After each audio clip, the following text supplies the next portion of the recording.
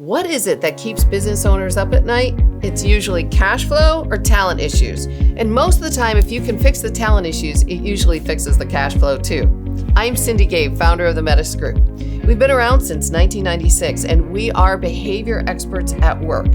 What that means is we like to put processes in place to give our clients more predictable results around the people part of the business. So it doesn't always feel like you're just rolling the dice on talent issues, whether it's getting people hired or getting extraordinary performance out of them. When we help our clients put the right people in the right seats, we are not a headhunter.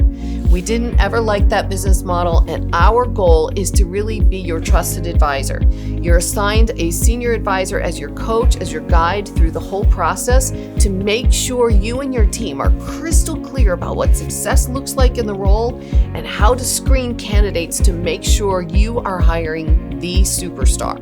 Now, if you've hired a superstar, how do you get extraordinary performance out of them? If you're not seeing extraordinary performance, more times than not, it's because of the leadership. It's not that the leader's got to go, but sometimes that leader needs some development and they need to learn about some different techniques that might give them more productivity out of the team members they already have. In most of our solutions, we follow the 70-20-10 model. And what that means is everything first starts with a level of self-discovery. Where are we at? You know, if you're an athlete, nobody goes into a training program without at least getting a baseline of where you're at. And the same is true for any other development, whether it's leadership development or anything else. So we'll take a baseline with a suite of assessments to figure out where you're at. You'll have a senior advisor as your coach and guide through all of this. And the 70-20-10 model is based on the premise that most people do not learn in lecture. So the best way for people to learn is to spend about 10% of their time in structured learning. That could be video, it could be workshops, it could be books, it could be any types of things where there is structured learning. 70% of the time is trying to put those learnings in place. And the first time you do things, you typically don't do them that great.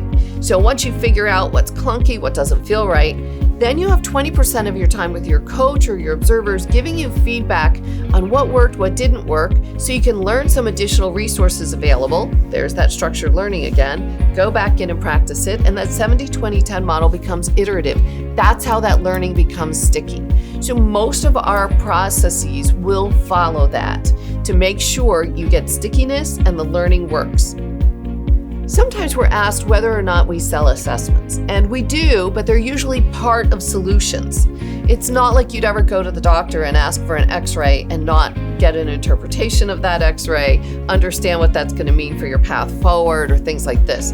So assessments alone are not a process. They are merely a step within a process to help you better understand where to have more conversation, where to probe further, where to understand how someone is starting off in their development journey. And it's an opportunity for the coach and the participant to really have some foundation from which to build. It's also important to know that in almost all cases, we don't use just a single science assessment.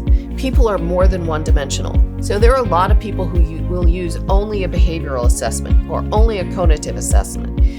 That's just giving you one dimension of a person, but it doesn't give you enough. How someone behaves can be important, but what motivates them? What drives them? What are their unique abilities and their secret skills, their superpowers that they bring to the job?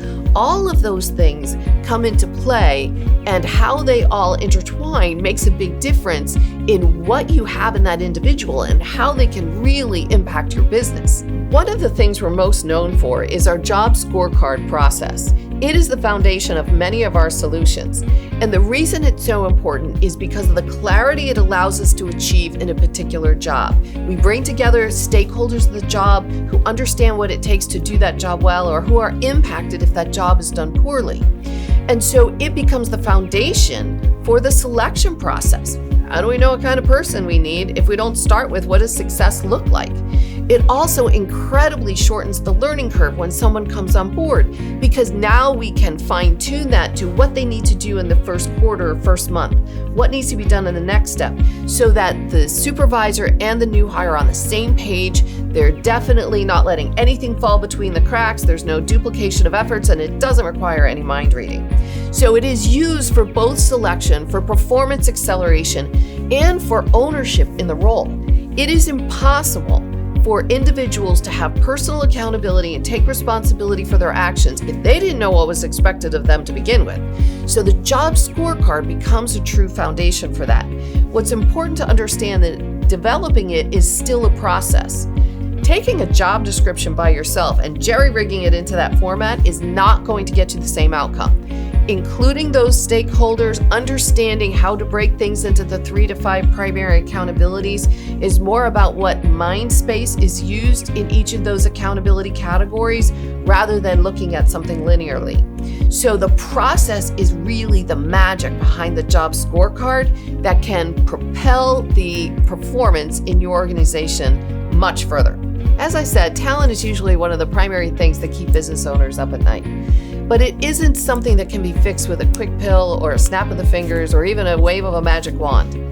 It usually takes some serious commitment, not just in money, but time and effort and changing habits that might have been around for a long time in order to get different results on the talent issues. We are not the right solution for somebody who wants to do a dump and run. If you're the type of person who needs the right person in the right seat and you think you can call and say, hey, I need one extra large guy, no onions. That's not us. We're not a search firm. We're not going to throw bodies at you. We're going to teach you the process that really helps you get where you're going. We're also not the right solution for folks who see the money spent on talent development as an expense rather than an investment. Investments take some time. You need to get that ROI. You should get a multiple back on the money that you invest. But if you're still seeing it as an expense item and not an investment, we're really not the right solution for you. Most of our programs will cost somewhere from $3,500 to upwards of $50,000, depending on the scope of the program, the number of people in it, the length and years that you want to be involved. But it is important to see those things as investments. We also aren't the right solution for someone who just wants to create an illusion of inclusion. So by that I mean if you have a dictatorial leader who wants to just force their opinions on everybody and bring people together in a room to build out a job scorecard, but I'll tell you exactly what you need in that role, and have them nod their heads or have them look at you to try to figure out what you want them to say, is not really going to be the same thing.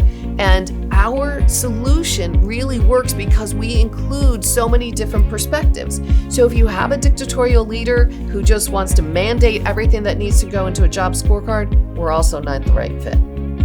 We are the best fit for organizations who realize that their talent is their differentiator in the marketplace. And if they get the right people in the right seats and extraordinary performance out of them, this is how they're going to beat every but one of their competitors and really increase their market share to accomplish all the goals they have in their strategic plan.